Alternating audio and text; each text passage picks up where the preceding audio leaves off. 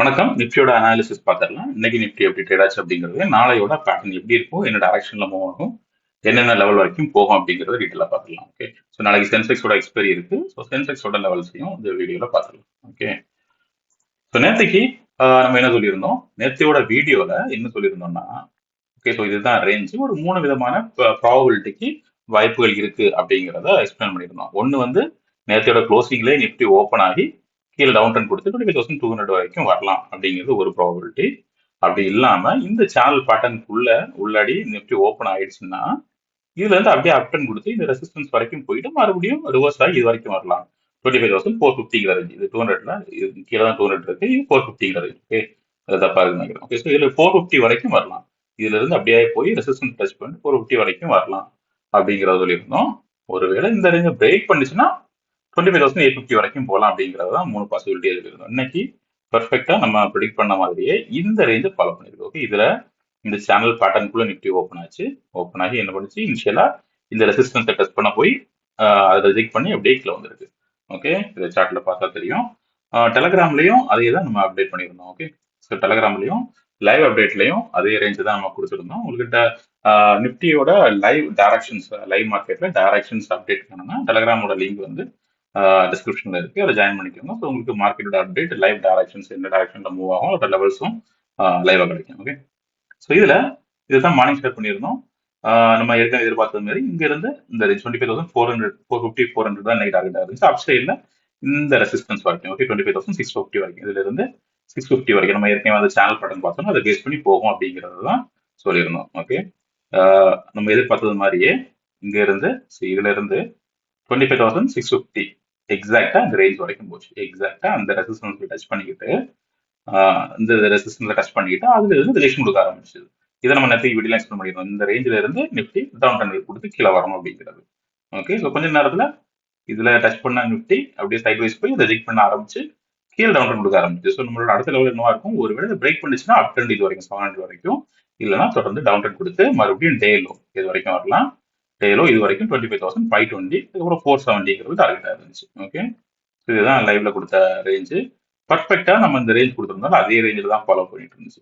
So இதுக்கு முன்னாடி அதுக்கு இடத்துல வந்து நிஃப்டி 25,590 இருந்து 630 வரைக்கும் ஒரு சைட் பேஸ்ல இருக்கும். இதை பிரேக் பண்ணா மட்டும்தான் ஒரு அப் ட்ரெண்ட் டவுன் ட்ரெண்ட் வரும் சொல்லியிருந்தோம். அதே மாதிரி தான் நிஃப்டி அந்த ரேஞ்சில் இதுல பாத்தீங்கன்னா கொடுத்த ரேஞ்ச் இதுல இருக்கும்போது ஷேர் பண்ணிருக்கோம்ல, இதுல இருந்து அப்படியே அந்த 590ல இருந்து 630 இந்த ரேஞ்சுக்குள்ள அப்படியே சைட் பேஸ்ல கொஞ்ச நேரம் ட்ரேட் ஆயிட்டு இந்த ஃபுல்லாவே சைட் பேஸ் அந்த ரேஞ்சுக்குள்ள.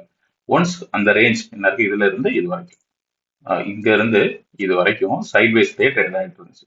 ஒன்ஸ் அந்த ரேஞ்சை பிரேக் பண்ணதுக்கு அப்புறம் ஒரு பெரிய டவுன் ட்ரெண்ட் கொடுத்து குயிக்கா நம்மளோட டார்கெட்டுக்கு ரீச் ஆயிருந்துச்சு. இது கொடுத்துருக்கோம் 25,470. ஓகே, இந்த டார்கெட்டாக்கு குயிக்கா நிஃப்டி வந்து ரீச் ஆயிருந்துச்சு. ஓகே, ஸோ இதுக்கு அடுத்த ரேஞ்சு மறுபடியும் அதுல இருந்து டவுன் ட்ரெண்ட் எதிர்பார்த்திருந்தோம். சப் ட்ரெண்ட் போறதா இருந்துச்சுன்னா இதை பிரேக் பண்ணி மேலே போகணும், பிரேக் பண்ணி இது வரைக்கும் தான் போகலாம் அப்படிங்கிறத ஸ்டார்ட் பண்ணியிருந்தோம். டவுன் ட்ரெண்ட் நம்மளோட அடுத்த டார்கெட் இது வந்துருச்சு, 520 வந்துருச்சு. இதுக்கு அடுத்த டார்கெட் இது 470 அப்படிங்கிறத ஸ்டார்ட் பண்ணியிருந்தோம். 470யும் இங்க பாட்டம் இது வரைக்கும் 440 வரைக்கும் டச் பண்ணலாம் அப்படிங்கிறது தான் நம்மளோட லெவல். இந்த ரெசிஸ்டன்ஸ் ரேஞ்ச் வந்து அதுதான் இருக்கு. ஓகே, ஸோ அதான் லெவலா கொடுத்துருந்தோம். எக்ஸாக்டா அதுதான் நிஃப்டி வந்துருந்துச்சு. இது வரைக்கும் வந்துருந்துச்சு, இது வரைக்கும் டச், இது வரைக்கும் வந்துட்டு 430 வரைக்குமே 470 ரீச் ஆகி 440 430 வரைக்குமே லோவை டச் பண்ணிக்கிட்டு நிஃப்டி ரிவர்சல் ஆயிருக்கு. ஓகே, ரிவர்சல் சொல்றப்ப சைட் வேஸ்ல போயிருக்கு. இதுல பார்த்தோம்னா இது அந்த சைட் வேஸ் ட்ரெண்ட், இந்த ரேஞ்சில் சைட் வேஸ்ல தான் இருந்துச்சு. எக்ஸாக்டா நம்ம கொடுத்த பேட்டர்னுக்குள்ளே ட்ரேட் ஆயிருக்கு. ஓகே, இதை 1 ஹவர்ல பார்த்துடலாம். ஓகே, ஸோ 1 ஹவர்ல நிஃப்டி இதைத்தான் நம்ம எக்ஸ்பிளைன் பண்ணியிருந்தோம். ஏற்கனவே இது எல்லா வெளியிலும் பார்த்துருப்போம். நிஃப்டி இந்த சேனல் பேட்டர்ல ட்ரேட் ஆயிட்டு இருக்கிறதையும், இந்த பேட்டர்ல இருந்து வெளியே வந்திருக்கு அப்படிங்கிறதையும் பார்த்துருப்போம். இந்த பேட்டர்ல இருந்து வெளியே வந்து இந்த சேனல் பேட்டர்ன் ரெசிஸ்டன்ஸ்க்குள்ள ட்ரேட் ஆயிட்டு இருக்கு. ஓகே, ஸோ நம்ம நேற்றுக்கு என்ன சொல்லியிருந்தோம், இங்க இருந்து ஓப்பன் ஆகி 15 மினிட்ஸ்ல பார்த்தா, ஓகே, இன்ட்ராடேல பார்த்துருவோம். ஸோ நேற்று என்ன சொல்லியிருந்தோம் வீடியோல, ஒண்ணுல இங்க ஓப்பன் ஆகி கீழே வரணும், இல்ல இங்க இருக்கு இந்த ரேஞ்சுக்கு மேல ஓப்பன் ஆயிடுச்சுன்னா என்ன பண்ணணும், ஒரு நிமிஷம். ஓகே, ஸோ இந்த ரேஞ்சுக்கு மேல ஓப்பன் ஆயிடுச்சுன்னா இப்படியே போய் இந்த ரெசிஸ்டன்ஸ் வரைக்குமே டச் பண்ணிக்கிட்டு அப்படியே கீழே வந்து சப்போர்ட் வரைக்கும் வந்து இது வரைக்கும் வரும் அப்படிங்கிறது தான் வந்து சொல்லியிருந்தோம் வீடியோல. கரெக்டா, எக்ஸாக்டா அதான் இங்க இருந்து அப்படியே போச்சு. இந்த ரெசிஸ்டன்ஸ் லைன்ல பர்ஃபெக்டா ரிஜெக்ஷன் வந்துச்சு. அந்த ரிஜெக்ஷன் அப்படியே டவுன் ட்ரெண்ட் கொடுத்து மறுபடியும் சப்போர்ட் நோக்கி வந்துச்சு. ஓகே, ஸோ இந்த பேட்டர்ன் ஃபாலோ ஆயிருந்துச்சுன்னா நம்ம 450ல தான் க்ளோசிங் பார்க்கணும்னு நினைச்சோம். கிட்டத்தட்ட இந்த ரேஞ்சில் தான் க்ளோசிங் நடந்திருக்கு. ஒரு சின்ன ரேஸ் கொடுத்திருந்தா கூட இந்த ரேஞ்சில் நடந்திருக்கு. ஒருவேளை மார்க்கெட் இங்க ஓப்பன் ஆயிருக்குன்னா டைரக்டா அப்படி வர்றதுக்கான வாய்ப்புகள் இருக்கு. ஸோ இந்த ரேஞ்சில் ஓப்பன் ஆனால ரெண்டாவது டார்கெட் நம்மளோட இது வரைக்கும் தான் இருந்துச்சு. ஓகே, ஸோ அந்த ரேஞ்சில் பர்ஃபெக்டா இன்னைக்கு மார்க்கெட் முடிஞ்சிருக்கு. ஓகே, ஸோ இதை தொடர்ந்து நாளைக்கு எப்படி இருக்கும் அப்படிங்கிறத பார்த்தா நாளைக்கும் இந்த ட்ரெண்ட் தான் கண்டினியூ ஆகிறதுக்கான வாய்ப்புகள் இருக்கு. ஓகே, ஸோ இந்த சேனல் பேட்டர்னுக்குள்ள ட்ரேட் ஆகுற வரைக்கும் நிப்டி தொடர்ந்து இப்போ இதுல இருந்து போன நிப்டி ரெசிஸ்டன்ஸ் டச் பண்ணி ரிஜெக்ட் ஆகிக்கல வந்து இதுல சப்போர்ட் எடுத்திருக்குல்ல. ஸோ இதுல சப்போர்ட் எடுத்து அதுல என்ன பண்ணும், மறுபடியும் கரெக்ஷன் கொடுத்து ரெசிஸ்டன்ஸுக்கு மேல போகணும். இதுதான் நாளைக்கு நடக்கிறதுக்கு வாய்ப்புகள் இருக்கு. ஸோ நாளைக்கு இந்த ரேஞ்சில இருந்து அப்படி இந்த ட்ரெண்டை கண்டினியூ பண்ணி மறுபடியும் இது வரைக்கும் போகலாம். 25,600 வரைக்கும் போய் இந்த ரெசிஸ்டன்ஸ் லைன்ல ரிஜெக்ட் ஆகலாம். ஓகே, ரிஜெக்ட் ஆகி மறுபடியும் இந்த ரேஞ்ச் 25,450ங்கிறத டெஸ்ட் பண்றதுக்கு போகலாம். 25,400 450ங்கிற ரேஞ்ச்.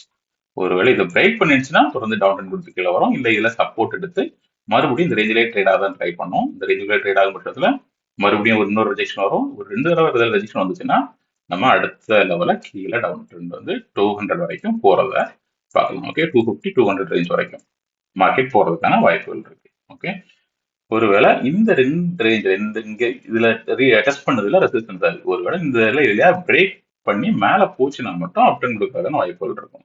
அப்படி பிரேக் பண்ணா மட்டும் நம்ம அப் சைடுல ஃபோக்கஸ் பண்ணலாம். அது வரைக்கும் நம்மளோட ஃபோக்கஸ் வந்து இந்த பேட்டர்னுக்குள்ளேயே தான் இருக்கும். இந்த சேனல் பேட்டர்னுக்குள்ளேயே இப்படியே மூவ் ஆயிட்டு இருக்கலாம்.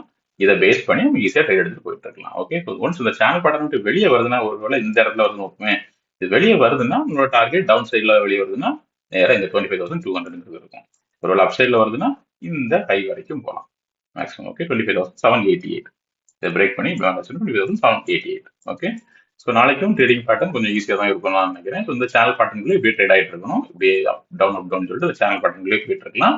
ஏதாவது ஒரு சைடில் பிரேக் பண்ணும் பட்சத்தில் நம்மளோட டார்கெட்டை பார்த்து போகிறோம். நம்மளோட எக்ஸ்பெக்டேஷன் வந்து டவுன் சைடு தான் பிரேக் அவுட் ஆகணும். 25,200 தான் அடுத்த ரேஞ்ச். 25,150 200 அடுத்த ரேஞ்ச் நம்ம எதிர்பார்த்துட்டு இருக்கோம்.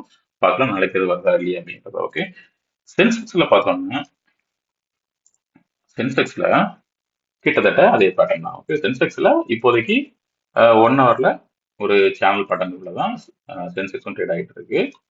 இப்போ க்ளோசிங்கும் வந்து பர்ஃபெக்டா ஒரு சப்போர்ட்ல தான் பிளேஸ் ஆயிருக்கு. 82,200ங்கிற ஒரு ப்ராப்பரான சப்போர்ட்ல சென்செக்ஸும் க்ளோஸ் ஆயிருக்கு. ஓகே, ஸோ இதை பிரேக் பண்ணாத வரைக்கும் நம்ம கீழே ஃபர்தரா எந்த டவுன் ட்ரெண்ட் எதிர்பார்க்க முடியாது. சென்செக்ஸ் இதை ஹோல்ட் பண்ணும் அப்படிங்கிறத எதிர்பார்க்குறேன். இது பிரேக் பண்ணாத வரைக்கும் இந்த டவுன் ட்ரெண்ட் எதிர்பார்க்க முடியாது.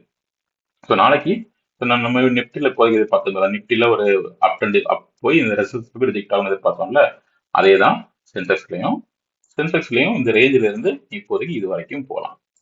இதுல ஒரு சின்ன ரெசிஸ்டன்ஸ் ஃபார்ம் ஆயிட்டு இருக்கு. இது ஈஸியா பிரேக் பண்ணக்கூடிய ரெசிஸ்டன்ஸ் தான், பட் ஸ்டில் பார்க்கலாம். இதுல ஃபார்ம் ஆயிட்டு இருக்கு. இதுல இருந்து இனிஷியலா அப் ட்ரெண்ட் கொடுத்தா இது வரைக்கும் போகலாம்.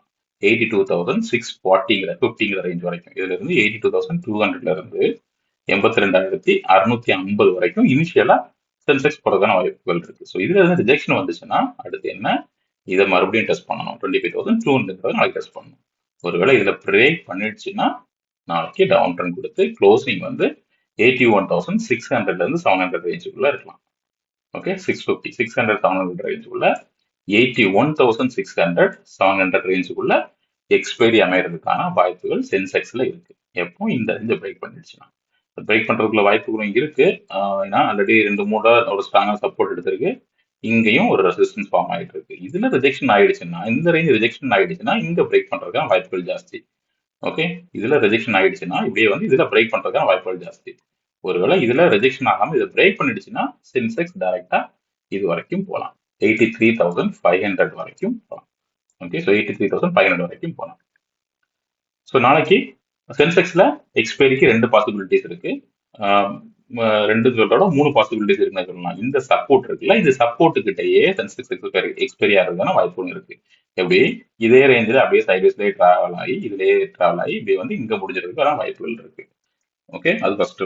அது இல்லாம இதை பிரேக் பண்ணிடுச்சுன்னா எக்ஸ்பைரி இங்க நடக்கிறதுக்கான வாய்ப்புகள் இருக்கு. 81,600 700 ரேஞ்சில்.